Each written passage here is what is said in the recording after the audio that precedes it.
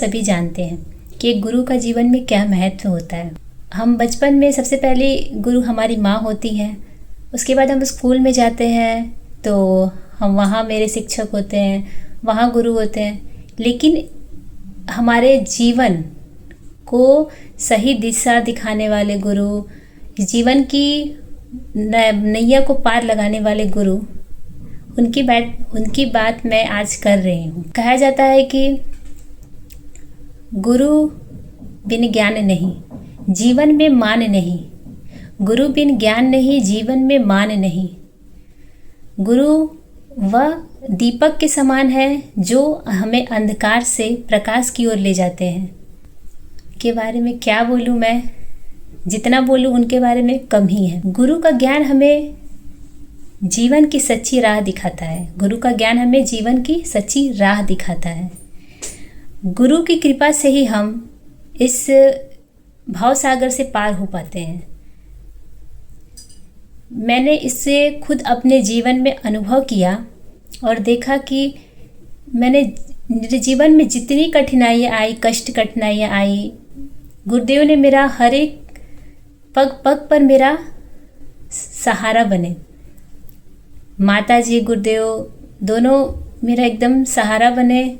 और आज मेरी शादी भी हो गई है। मेरी शादी को 6 महीने हो गए हैं। और जब मैं अपने इस नए घर में आई हूँ तो कैसे घर परिवार में यदि सास, ससुर, देवर, ननद सभी रहते हैं तो सबको एक साथ मिला करके कैसे घर परिवार को चलाना है, तो ये 6 महीनों में मैंने सीखा। और आए बहुत सारे और भी कठिनाइयाँ आई, लेकिन गुरुदेव के सहारे ही मैंने इस सभी को अच्छे से निभाया। और मतलब मेरे हिसाब से तो मुझे यही लगता है कि मैं निभा रही हूँ अभी ऐसा।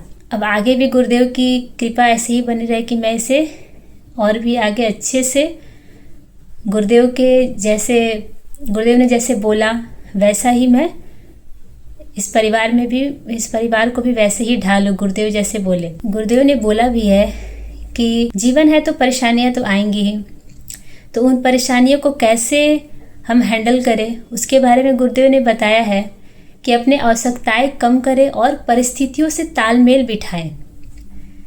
क्योंकि हम अगर घर परिवार में कोई भी छोटी मोटी बात हो जाती है तो तनाव हो जाता है।